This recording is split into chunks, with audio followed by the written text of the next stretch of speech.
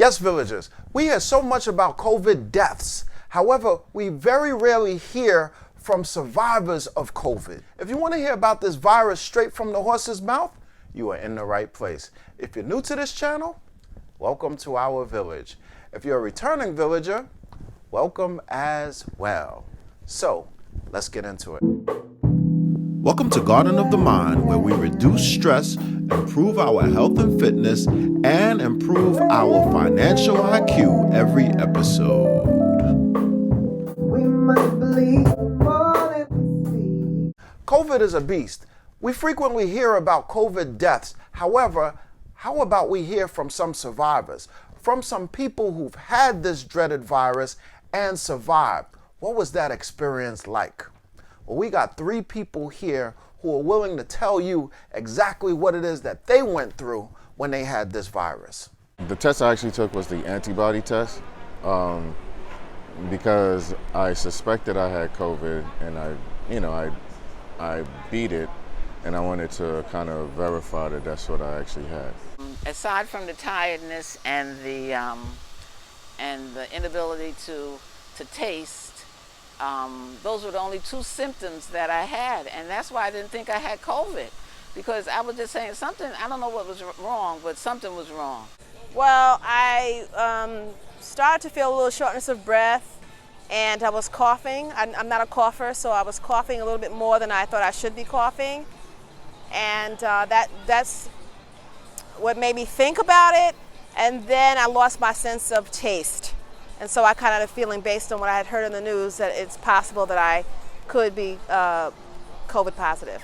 The reason I suspect that I had COVID is I had a brother who tested positive for COVID, and during when he first was ill, I was his caretaker. I took care of him, so I pretty much stayed with him, over the course of several days, trying to nurse him back to health, and so after he eventually went into the hospital and they said that he had COVID, I also began to experience some of the very same symptoms that he had exhibited, and so for me it was like, a 1-to-1 correlation.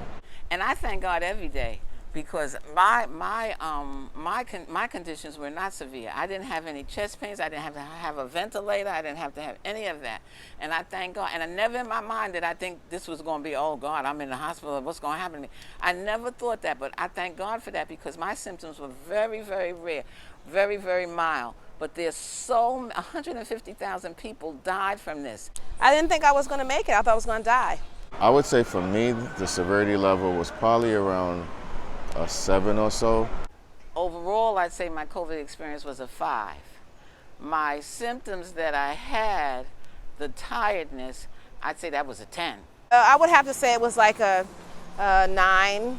And only because to have cold, to have coughs, to have fevers, to have chills, and the type of cough that I had, this deep, deep cough that basically was affecting breathing to some extent, and even my breathing was affected. And so for me, that I never experienced any of that, in my regular daily. Because I've never felt that kind of tiredness ever, and I couldn't sleep either too. I was sleeping on and off, but it didn't go away. So that was a 10. That tired feeling that I felt was a 10. Only because I didn't have fever. I didn't have fevers and body aches, but in terms of the fatigue that I experienced, I had uncontrollable coughing, and I had severe fatigue. So I really couldn't do anything.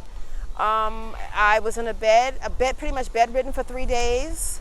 It was very difficult for me to eat, very difficult for me to sleep, very difficult for me to shower, just basic things that you would do on a normal day.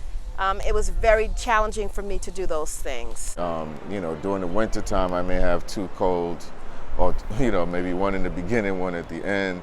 I don't get flu shots. I've never had a flu. I have a pretty healthy daily regimen. I believe in natural herbs and things to nourish and keep the body healthy. I exercise, so I try to keep my body in a pretty good state, and it responds, and so again, I don't get sick. So to begin to experience some of those symptoms, even though again it wasn't to the point where I needed to go to the hospital, and it wasn't something that lasted that long, because again, when I felt those things happening, I really went into what I feel like, I call it combat. So I went to the hospital. My daughters took me to the hospital, and they admitted me right away. And they did all of the tests. They did a blood test, a EKG. I began to double up and triple up on the different things that I was taking, based on what I was reading and based on my experience of things that help support the body. I'm just laying in the bed, just waiting to get, feel better, and I'm feeling better, Once that IV, I tell you, that IV must have been my body was dehydrating, because once that IV went in, I started feeling so much inside. I felt better. I didn't get any sleep for the whole month of April. I was actually too afraid to sleep because I didn't know what it felt like to not be able to breathe. So my chest was, I was in pain in my chest, felt as though I had swallowed like an orange and that someone was putting pressure on my chest. So I didn't know if I could breathe or I couldn't breathe. So I would try to doze off, but I wouldn't sleep because I was just way too afraid. Like I said, I exercise daily. I do yoga a lot, and a lot of the breathing exercises and yoga were things that I began to do when I started feeling my breathing being affected. Internally, I did different herbs. I do garlic. I did elderberry. I have some, moringa, different bitters that I use on a daily basis. Like I said, I just began to increase the dosage of those things. Teas, different herbal teas. I asked them what the medicine was. They told me it was hydrochloroquine. Remember, that was one of the medicines. Hydrochloroquine. They also gave me Coumadin, which is to, stop your blood from clotting. They gave me that, and I still had the IV, and I had the oxygen. I learned of some health regimens after I was positive and as I was doing better, but for the most part, I didn't take any. Initially, when I was first diagnosed, I was too weak. But I did start taking immune boosters. I did start taking more vitamins, that kind of thing. But I'd heard about different types of remedies after the fact. So I kept, myself, hydrated during this period of time. So I did a lot of teas, all herbal, different types of herbs. I did, when I came home, my daughter made me a tea, a ginger and peppermint and lemon and some other stuff she had put in a tea and a jar, and then my daughter would bring it back to me to drink throughout the day. I would drink that. Everyone has a different experience with it. For me, I was able to breathe, but I couldn't walk. I couldn't do basic things for myself, like feed myself. I lost 10 pounds in like 2 weeks. That's not normal. I don't even understand how people can see the numbers in terms of people that have died and believe that this is a hoax. It doesn't make sense to me. Call it something else if you want to, right? But people are dying. People have died. I've lost family. I lost my brother.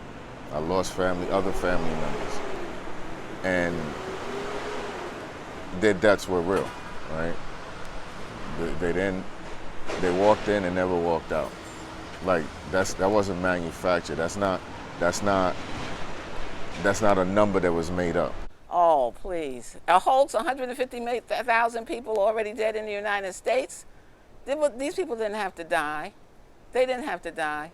It's not a hoax. I didn't believe it was a hoax. I thought it was true from the beginning. I was one of the first people, I guess the first wave, because there were no masks at the time, there were no gloves at the time, and I wasn't in the street. I'm not an essential worker. I'm a teacher, but I didn't have to be out. And just my short time out, I got sick. So it was very quick. Be careful. I stay away from large crowds. You know, even with face masks, I don't believe it's safe. You know, if I gather, it's with a small group of people. I don't believe one should live in fear, but there's a difference between being fearful and being careful. Wearing a mask is of the utmost, the least you can do is wear a mask in public. If not for yourself, for everybody else. You may not think this thing is real, but it is real to most people in the world. This thing is real. And if you care anything about anybody, even your own mother, your kids, you would wear a mask. If not for yourself, for them. Don't take it lightly, because your experience, someone else's experience might be different from mine. We lost over 100,000 people in the state. That, you know, we know that 80% of the people recover, but you don't know if you're going to be in the 20%. So it's very dangerous. For me, I just don't think that we're paying enough attention to it, and we think it's a joke, but it's not a joke. From someone who has lived through that, I'm still suffering some symptoms of it. As a result of me being having the disease, and I'm not 100%, but I'm certainly better than where I was. But I'm still experiencing some health issues as a result of the test of the positive testing. I have some things I'm not going to necessarily say it's a COVID related thing. I mean, like I said, I never used to get headaches, and every once in a while now I'll get a little headache, and that didn't happen before. So I don't know if it's me getting older or if it's if it's something from there. I make sure I've gone to my doctor, to get blood work and checked out, and everything checked out pretty okay. But I'm constantly monitoring. So I know I know that things have changed a little bit, and again, I have my regimen. So I'm continuing with that to try to keep my body the best shot it has at fighting anything that wants to invade our space.